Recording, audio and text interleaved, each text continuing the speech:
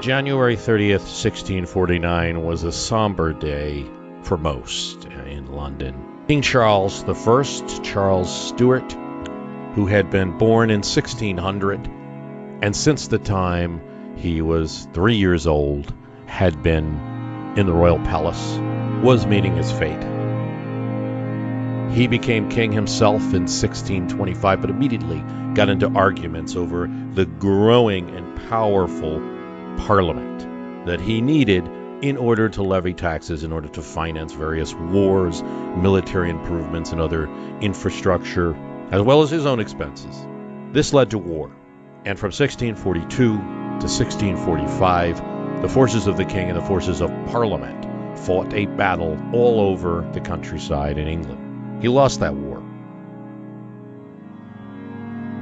It's hard to imagine this moment as he's brought from Westminster to Whitehall, to a tiny room with a candle. He has his papers and letters destroyed. He talks to his advisors one last time, prays with the Bishop of London. Then he speaks to the two children that are still in England, his eldest sons, knowing that they may be future kings, escape. His wife, member of the royal family in France, escapes there. He speaks with his daughter Elizabeth, daughter sobbing. "It is great to see you," he says. "I have something to tell you. But, sweetheart, you will forget this."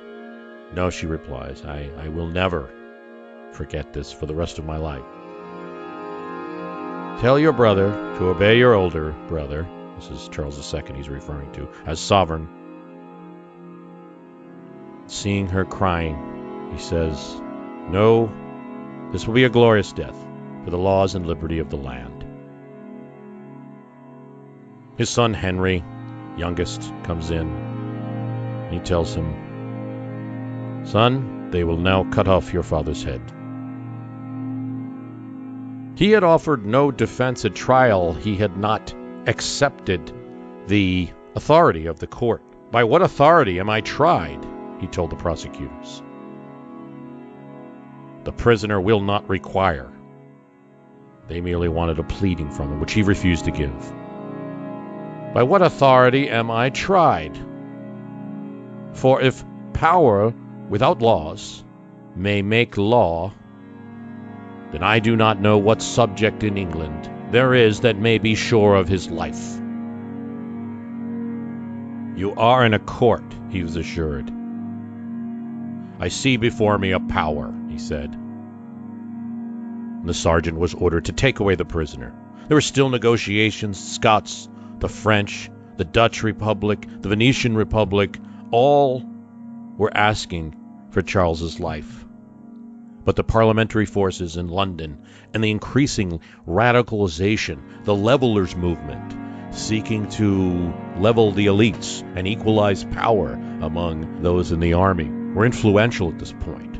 There was to be no sparing. And at 2 o'clock on the 30th of January, 1649, drums start banging. This is the point at which Charles has chosen. They've given him the choice of the hour to die. Soldiers line the Privy Gallery in Whitehall and the entrance to the banqueting house where the execution is to happen. Soldiers hold back a wall of people praying loudly. And the king appears with great flourish in his robes, long gray hair, his pointed beard, and a garter band on his left knee with 412 diamonds. He smiles at the people who have lined up to see. He's accompanied by halberdiers in the front and to his back. As he approaches, he notes the scaffold is draped in black, and it is set far back from the people, so they will not hear his speech today. But he's with his friend, the Bishop of London, who will record the events. The executioner is wearing a fishnet mask. He wants no one to know his identity. Still in history, it's not really known who it is. Now, it could be the younger Geoffrey, who was the official executioner of the city of London. But he had made protests about performing this execution. But it's possible that it was, because they would need a person who could complete this activity without incident. He's wearing a fishnet mask and a false beard, taking no chances. He will be brought on a barge and whisked away after this execution, so his identity will not be known. Charles asks the executioner if there's not a higher block to be had. This one is 6 inches from the ground. It will require the king to lie down flat. No, it's said by the executioner, this will be most efficient. In other words, you want this to be as clean as possible. The king is mollified, takes out his paper, and makes his speech, noting that since no one will hear me, I will speak to you, the assembled small group. None of the leading figures, like Fairfax or Oliver Cromwell, that had anything to do with his downfall in the English Civil War are in the room at the time. They're all elsewhere. Soldiers, the executioner and his assistant, and his own assistant, the Bishop of London, Juxton. He forgives his oppressors. I know not who they are, but they have committed a sin, the great sin of regicide. He says he never wished to take Parliament's authority away, but that his own authority was being taken away. God, he said, will never prosper until you give him his due, give the king his due. Then there's a moment where a soldier rustles against the blade of the axe. Take care of the axe, Charles shouts. He's very concerned that this axe be in good condition, for obvious reasons. Don't hurt the axe that will hurt me. Then he goes back. I desire the people's liberty as much as anybody. Liberty and freedom lie in the rule of law. A subject and a sovereign, he argues, in this empty chamber, but recorded for history, are two clean different things. I am a martyr of the people. I die a Christian, according to the profession of the Church of England, as left to me by my father. Then he asks the executioner, does my hair trouble you? Yes, the executioner says. His assistant takes the hair and pulls it to the side as he lies down, head on the block. The story of Charles I, as it turns out, is not just about the English Civil War, though that's important. British liberties, although that's certainly important. But there are some elements in what happened in the 1640s, particularly how politics were conducted, that might be useful for understanding what's going on in 2017. It's hard to think of a king as a defender of the law and a defender of liberties. But that's exactly one of the points of the book that we're going to discuss, The White King, Charles I, Traitor, Murderer, and Martyr, by Leanda de Lisle. She's a best-selling author of Tudor and Stuart history. Tudor, her biography of the Tudor family, 1437 to 1603, was a Sunday Times bestseller and a History Today Book of the Year. She joins me on the podcast. Thanks for coming on. Thank you for having me. And that's a lot of descriptors there about Charles I, traitor, murderer, and martyr, and some very different things. Why'd you pick Charles I as a subject? Well, he was my favorite subject, actually, when I was a teenager. I think it was the first serious history books I started reading were about Charles I, written by a woman called C.V. Wedgwood.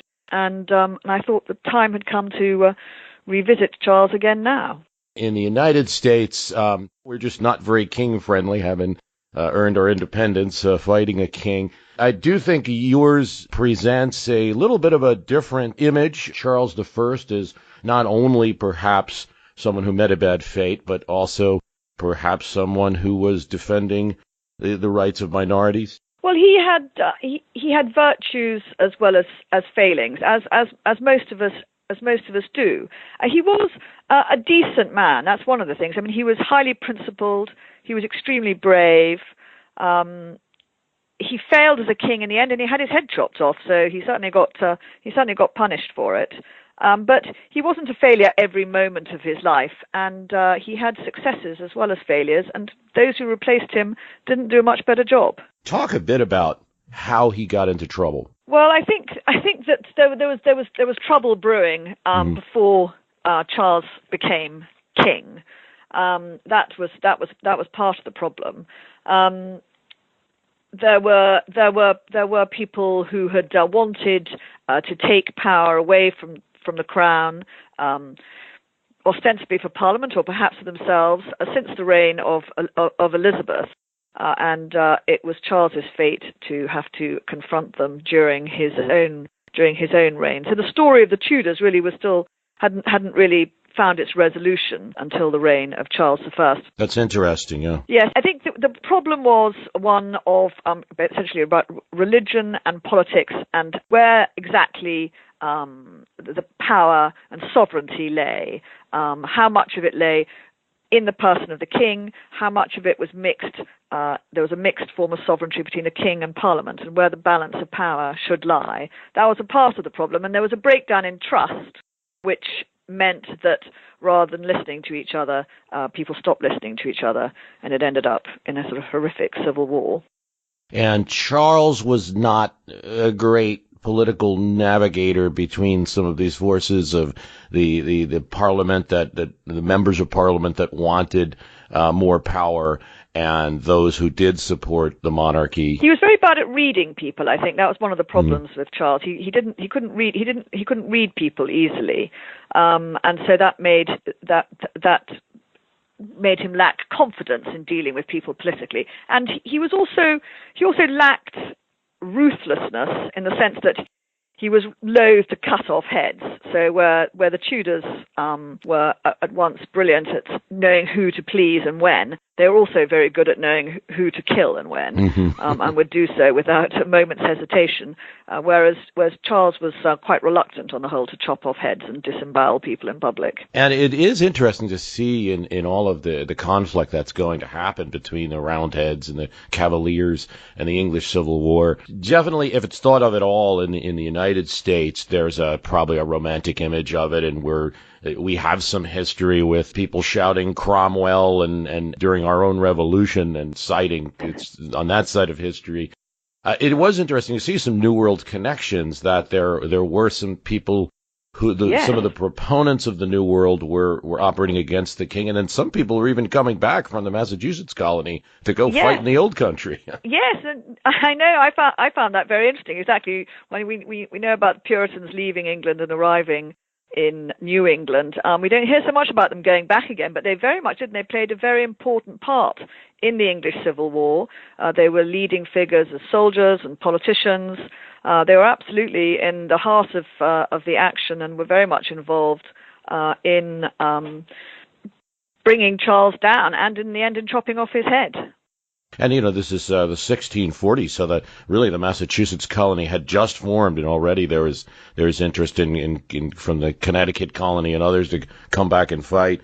But and that's why I think in our history we still have probably a positive image, and our revolution came as a result of fighting against the British king, and we saw the British king in Parliament, both really in that case as restraining our liberty. So there's a romantic image of the English Civil War, if there is any thought in today's American history teaching about the English Civil War at all. It's somewhat romantic, and in America we're probably lean Roundhead slightly, but yes, I do present a slightly different image in this one in my book.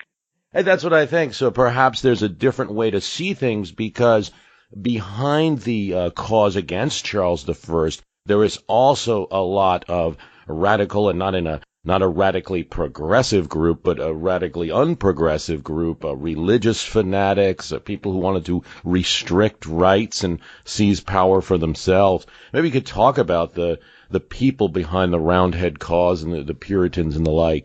Yes, they were not only fanatically anti-Catholic, but also fanatically against other forms of Protestantism, certainly Lutheranism, or even sort of milder forms of Calvinism that they didn't approve of. So they were certainly not sort of keen on giving rights to those sorts of people. And they, just before the Civil War broke out, the leaders really tried to divide people more, I suppose, raise hatreds, raise fears by claiming, for example, that Catholics, of which there were very few in England at this time, were storing weapons and, could rise up at any moment and kill good Protestants in their bed. And there was a rebellion going on in Ireland at one point, and they exaggerated atrocity stories again and raised mobs and set mobs on Catholic houses and started executing priests. Some of these priests were in their 80s. They were tortured to death in public. They were castrated while conscious, had their insides taken out, horrific. These were not great people. These don't sound like great people. No, they weren't. Well, not all of them, certainly. I suppose there's something they feared, that perhaps there'd be a takeover of England by one of the Catholic kingdoms. Yes, I think there was the 30 Years' War was going on in Europe, and the forces of the Counter-Reformation seemed to be winning against Protestants. But on the other hand, the French, who were a Catholic kingdom, actually ended up doing more for Protestants in the 30 Years' War than the Roundheads ever did. That's the truth. I mean, politics is always complicated. Mm-hmm. You get dynastic rivalries as well as religious rivalries. But certainly what was going on in Europe was a factor to what happened in England, fear of Counter-Reformation victory. And he stokes those fears in his choice of a wife who became the queen became a target of the populists and opponents to the crown. Did she not? Yes, she did. Very unfairly. Henrietta Maria, after whom Maryland is named, she was, in fact, when she first arrived in England, she was called Henry, so you nearly had Henryland rather than Maryland, I think. But anyway, yes, she was a French princess. She was a daughter of the great Henri IV, who was a great warrior king, and she was quite a warrior queen. She was a very remarkable woman. She was Catholic, of course, and this was used against her and against the king, and it was sort of claimed that she was influencing Charles because Charles was reforming the Church of England, not on Catholic lines, but he was moderating some of the Church of England's Calvinism. So he instead of the focus being on kind of sermons and extempore prayers, there'd be more kind of ritual, there'd be more art, that kind of thing, more sort of high church Protestantism. So they claimed that this was all because, Henrietta Maria was influencing him, and she was sort of cast as a kind of Eve to his Adam, leading him astray. And again, mobs were raised against her as well. And when people hear like a term like high church, so we're talking about high church, meaning the church is the central church is powerful versus a lower church. High church in England really means more sort of a more ritualistic form of Protestantism. Mm-hmm. A more ritualistic form of Protestantism. Might be closer to Catholicism. Exactly. It looks close. Exactly. Visually, certainly, it looks closer to Catholicism. And we have the Episcopal Church here, which branched off that. Exactly. During the Revolution, they were the more loyalist or more reconciliationist. Yeah, no, that makes sense. Because that's a sort of the king's religion, really. And you talk a lot about raising mobs, and it really speaks to the politics of today, and that's why I found this book. And a reminder that I am speaking with Leanda de Lisle. That is her last name. If you're typing it into Amazon, is Delisle. The White King is her book. Charles I, Traitor, Murderer, Martyr. And I think it's so interesting. It's a story of tragedy. It's a rich story of conflict, and of a lot of people thinking they're in their own minds, thinking they're doing the right thing, but leading to an outcome that maybe wasn't the greatest. Perhaps talk a bit about that, the use of mobs in the conflict between Charles I and the Parliament. Yes, it's I suppose to get support. I mean, because if you're going to have a civil war, obviously you need to have get as many people on your side as possible.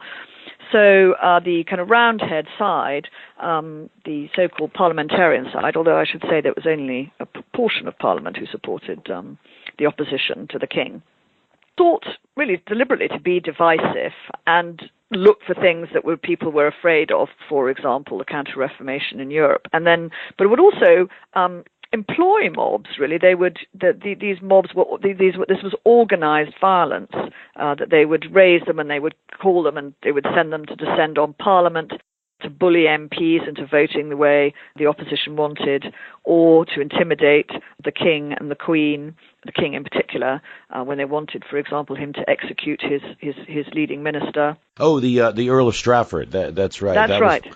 And his inability to rescue Strafford, really weighed on him. And it showed I think it's one example of his lack of kind of political prowess, really weighed on him and maybe emboldened the enemies. Yes, I'm sure it did, and it was because Charles signed this man's death warrant, knowing that he was innocent of treason, and it was something that weighed on his conscience for the rest of his life. And in fact, when he was executed, I believe that he saw himself as a murderer. He was accused of being a murderer in his trial, a traitor and murderer, which is part of the title of the book. But I think Charles believed himself to be a murderer, and he believed himself to be Strafford's murderer, because he had signed that death warrant knowing that he was innocent. And he had done so because he was afraid for his kingdom and for his family, but he'd been persuaded it was the right thing to do, but he knew it was the wrong thing, and he never forgave himself for it. And before his death, there are significant battles in the English Civil War. The Royalists do win a few. Yeah, they do. Many years. And the Roundheads, or the parliamentary forces led by Oliver Cromwell, get organized. There's the new model army, and the military history is a fascinating subject in and of itself of this war. The end of it all is that the parliamentary forces are victorious. He surrenders actually to the Scots. Is that right? He does. That's right. He does. Yes. And they sell him for sort of 30 pieces of silver, or did they sell him to the English Parliament? Yeah, and some of the Scottish people are mad because they thought they could get more, right? Yes. I don't think they ever thought that they were going to chop off Charles's head, the Scots, because of course he was their king too. Yeah, what led to that? Do you think there's any chance that he could have survived that after he had lost the war? Not in the total conflict, but and looking at every move, but after he was captured, did he have any chance of surviving? If he had given way to all their demands, then yes, and had become completely a puppet king, then he would have survived. But there were things that he was not prepared. There were lines that he was not prepared to cross. He was not prepared to give up his friends to execution after what had happened to Strafford. He was not going to do that again. That was one thing. And secondly, it was his religious beliefs. He was prepared to suspend episcopacy, that is, church government by bishops. But he was not prepared to say that bishops weren't divinely ordained, because he believed that they were, and that was a part of his religious belief, and he would not move on that. Because to do so would have been so dishonorable to his family. I think you make that the point of this king's death is so poignant in the book.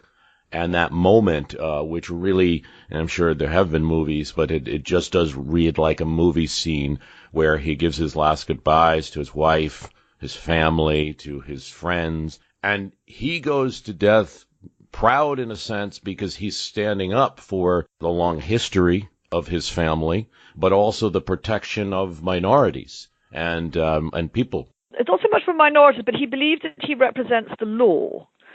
He's been executed against English law, as it stood. Laws had to be reinvented, basically, to chop his head off. He was accused of treason, but treason in English law was action against a king, so a king couldn't commit treason against himself. And what he said was that, if they can do this to me, they can do this to any of you. There is no law. I am the representative of the law, and because I'm not giving way to them, I am a martyr for the people. Because that was one of the points of kingship, really, was to be a protector of the law. That was one of the reasons they existed. Yes, it's a funny moment even in American politics. I think there's a lot of reflection right now. Not that I think Americans are like, let's go with the monarchy anytime no, soon. I don't think you need to do that. But Although it might be better in some other parts of the world. It's true. It's true. Because there's this sense that, the democratic government can also can err and make decisions, and there's so much fighting and conflict that often it doesn't always lead to good political outcomes because nobody can get anything done at the very least, or horrible things are being done at the worst. In this example, in the 1640s, the late 1640s, there's then, after the king is beheaded, rump parliament, then essentially a dictatorship. And I don't think that England was very happy during those years. Am I wrong? No, I think they hated it. Christmas was abolished. They didn't like that. Even one of the rebellions was triggered actually by the abolition of Christmas. Oh, I did want to talk a bit about that because there's a current political issue about the war on Christmas every time here. At the Starbucks coffee shops that are here, I don't know if they're in the I assume the Starbucks is there. Starbucks. They're everywhere. Okay. Talk about an invading army. That is a... Absolutely. But, there's a big argument because they say Happy Holidays on the cups instead of Merry Christmas. So here there's some hysteria over the war on Christmas that's occurring. And it is interesting to see in history in the 1647 that there was actually a war on Christmas. You have a passage where in Canterbury in 1647, the town crier comes out and says that Christmas Day was canceled and no one can even hang a rosemary or a holly or bay or any kind of superstitious herb on their house. Yeah, no mince pies. No, absolutely. It was and it did trigger a revolt. People didn't like being told they couldn't enjoy themselves, but it was considered to be, again, Christmas was considered to be a Catholic holy day. Holiday, as we would now call it, and so Puritans didn't approve of it. In fact, I don't think, certainly in Scotland, Christmas wasn't a public holiday until I think the 1950s, Scotland being a Presbyterian country, and I think in the United States, I don't think Christmas was a holiday until I think the first third of the 19th century, quite late. Well, we certainly had a Puritan influence. There's no doubt that after the war was finished, many of them came to Massachusetts, and that was the bedrock, the high population. I think, I don't know, but I would imagine that the whole worry about Christmas and happy holidays is really, in a way, it's a kind of sort of struggle for good manners, isn't it? Everyone wants to be polite, so you don't want to, you worry if I say Happy Christmas to someone who isn't Christian, will it, here, I don't think we're so bothered about that. We're happy to say Happy Christmas, Happy Diwali, happy whatever someone's particular thing is. That's the crux of the argument, is that America is such a religiously diverse country that to be polite, we say, especially on something commercial like a Starbucks cup, Happy Holidays, or you just wish someone in an office say Happy Holidays. But those that are Christian particularly feel very strongly about the faith, want Merry Christmas and say it's the majority religion, the founding religion, or even that I have a friend who insists on it because he merely feels that it's still okay for him to wish someone a Merry Christmas regardless of what religion they are. Yes, no, I must say that I think I'm very happy. If someone wishes me Happy Diwali, which is a Hindu feast, and I'm not a Hindu, I'd be delighted to be wished Happy Diwali. Nice. These are the battles that and it's such a small matter. I think it's blown up in the media, but it's such a small matter among real people. There's probably a small percentage. And again, you see that's another example of people seeking to be, of the dangers of things becoming divisive, isn't it? I mean, something like Happy Christmas or it should be a lovely time of year. Everyone. It unites everyone, and it's sad when something like that is sort of turned into a sort of becomes divisive and one person turning against another. That is something one saw on a sort of bigger and much more vicious scale in the English Civil War. We have this term that's in our politics now, the fake news, but it's really not new at all. In fact, I think there probably was some examples of, I know during our American Revolution that we probably, using it as a verb, trumped up a few pamphlets and things that maybe weren't true. And I believe during this conflict between Charles I and the parliamentarians that the fake news played a little role. Oh, Oh yes, definitely. I mean, certainly, particularly with the rebellion in Ireland, the exaggerated report. Obviously, there were atrocities on both sides in Ireland: Catholics against Protestant settlers, native Catholics against Protestant settlers, and there were horrific atrocities on both sides. The Catholic atrocities were greatly exaggerated, and to the extent that sometimes it was actually more than the entire Protestant population of Ireland was supposed to have been wiped out. So that's one example. And then the Queen and Henrietta Maria was blamed for it, although she had absolutely nothing whatever to do with it. So that's certainly one example of the kind of fake news. But yes, so there was several examples, often of blaming the women around Charles for him doing this or that. In America, in our history, we received those populations that were most affected, whether really affected, or whether it was more paranoia, hysteria. We received a lot of those groups because I think the two major groups that come to America, the Puritans and then the Scots-Irish or Ulster-Irish, those Protestants who had settled in the Ulster plantation, and it got so crowded and they came here. Yes, no, absolutely. Well, you certainly wouldn't want to get away, frankly. Yeah.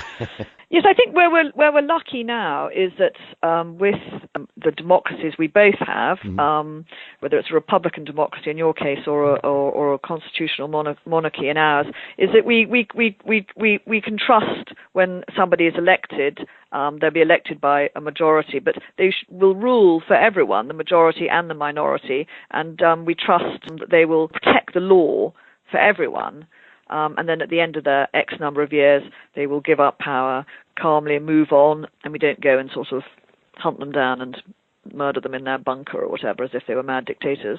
I always do, yes. In politics, it seems these days, people think they're going to eliminate their opponents or something like that.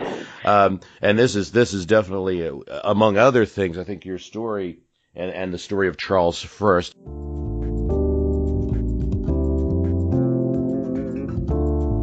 A reminder about the premium podcast from My History Can Beat Up Your Politics, which is available at www.myhistorycanbeatupyourpoliticspremium.com. I really thank all of the people who have listened to this program, who have signed up. It's really helping to support the cast.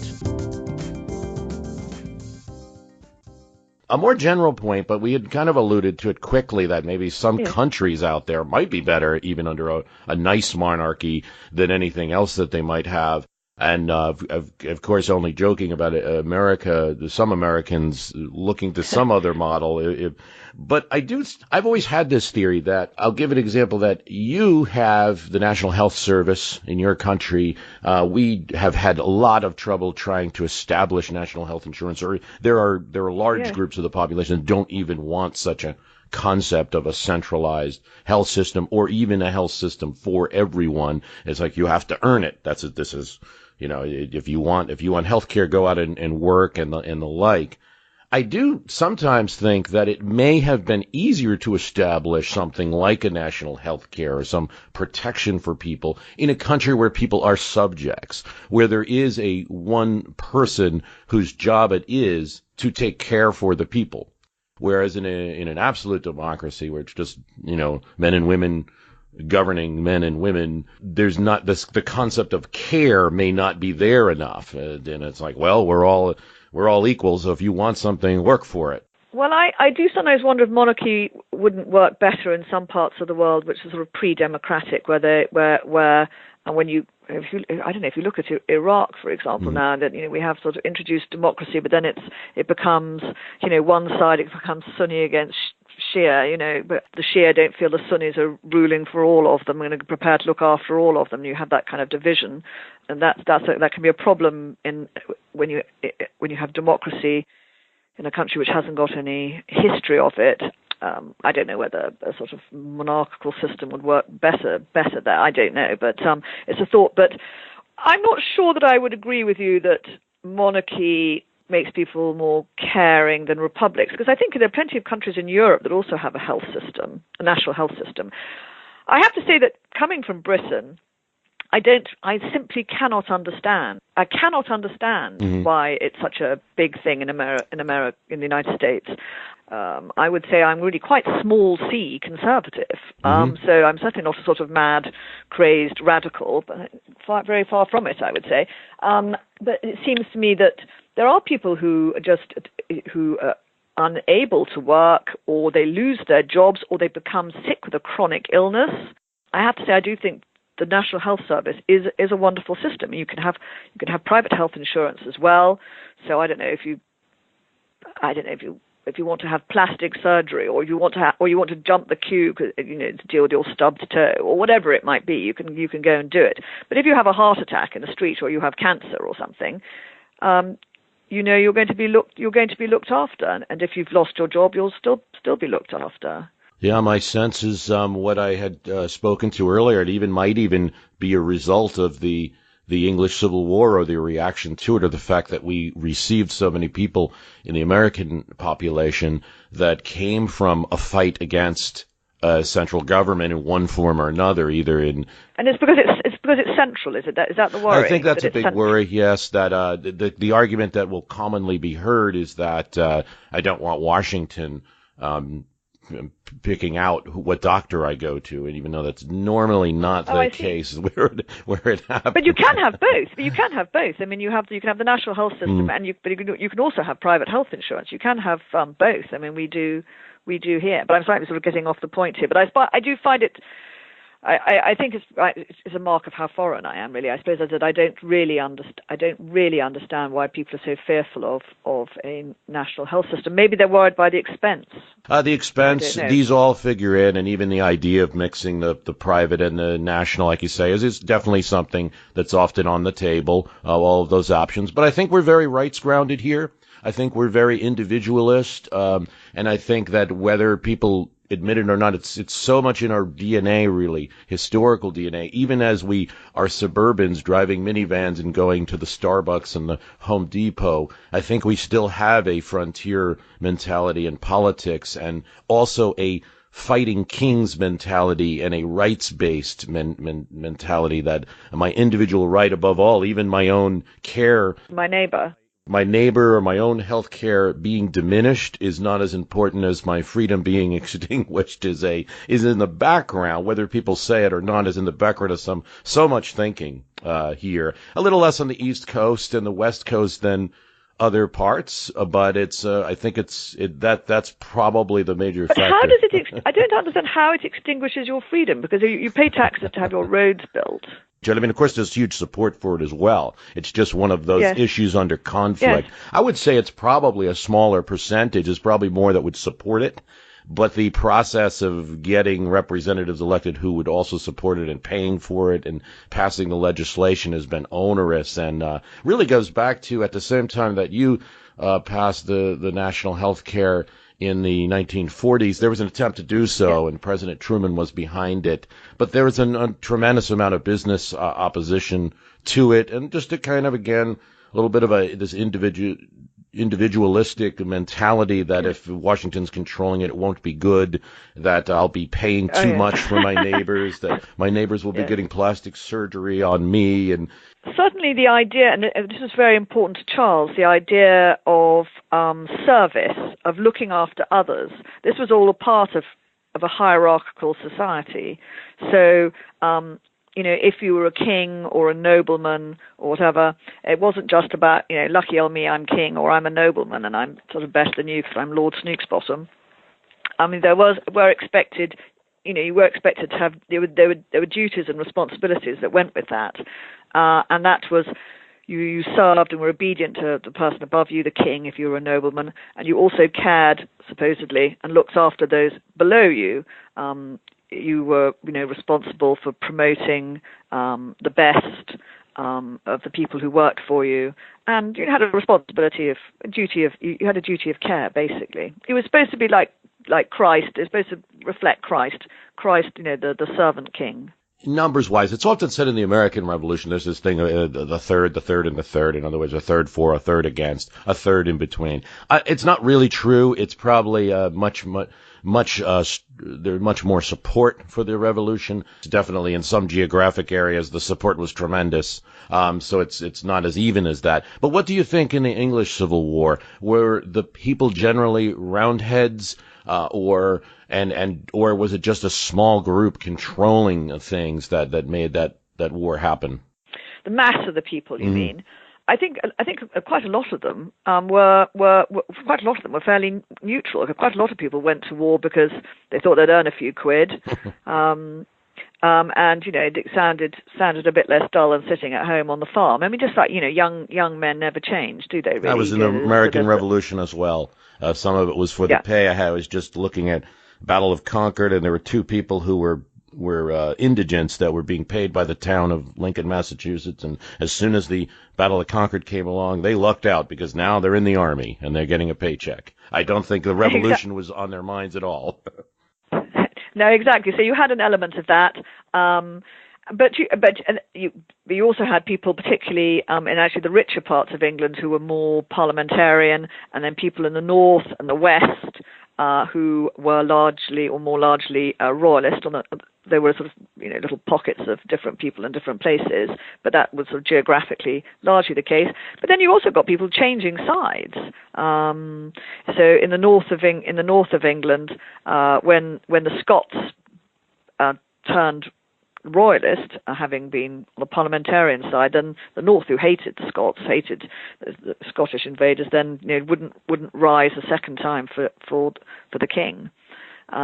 Because they hated the Scots, so you'd get people chopping and changing sides as well at all levels of society. Actually, as the politics shifted, as Parliament became more radical, so people would change. I think people were just very fed up by the end. Charles's son, after this disastrous experimentation with the dictatorship, and Charles's son becomes king. Did he do a good job? Well, he was more popular certainly than Oliver Cromwell. Okay, and he managed to pass on his throne to his brother, although that didn't last. Yes, so he did an okay job, I suppose. He had such an influence on what would become the United States. There's so many charters and state boundaries that have his hand. Yes. Well, I suppose it was a sort of key period in American history, wasn't it? And actually, one of the figures in my book, one of the leading parliamentarians, the Earl of Warwick, I think has several places in the United States named after him. Isn't there Warwick, Rhode Island? New York, certainly. There's Warwick, New York. There's a nice winery up there. And so we think that's named after him because he was a supporter. Yes, it was named after him. Well, because he was a great. He signed patents for the Mayflower. Mm-hmm. And was a great, privateer and backed many of these sort of New England colonies. So he was quite an important figure in that, the Earl of Warwick, Robert Rich, Earl of Warwick, as well as being key figure, often overlooked in the overthrow of Charles I. Great. Well, this is just one of the many stories in The White King, Charles I, Traitor, Murderer, Martyr, by Leanda de Lisle. I have enjoyed speaking with her. Leanda, thanks for coming on today. No, thank you. And actually, thank you. It's very interesting talking politics with you. And our thanks to Leanda de Lisle for coming on the show today. A reminder about the premium podcast, www.myhistorycanbeatupyourpoliticspremium.com. Support the show and get bonus episodes. If you're looking for a gift for someone this season who might like history and politics, we have a gift premium subscription available. www.myhistorycanbeatupyourpoliticspremium.com. A happy holiday to all, and a bit of a show note that I think for the remainder of the year, the beginning of next, we'll be rerunning the episodes of A Dozen Ronald Reagans as I complete that series. I am working on the last 3 episodes. I really am. So we'll finish that out. But first, we're going to start with a replay of episodes 1 through 9. Episode 1 was first aired in 2016, so it's been some time, and we do have some new listeners to the program. Thanks for listening.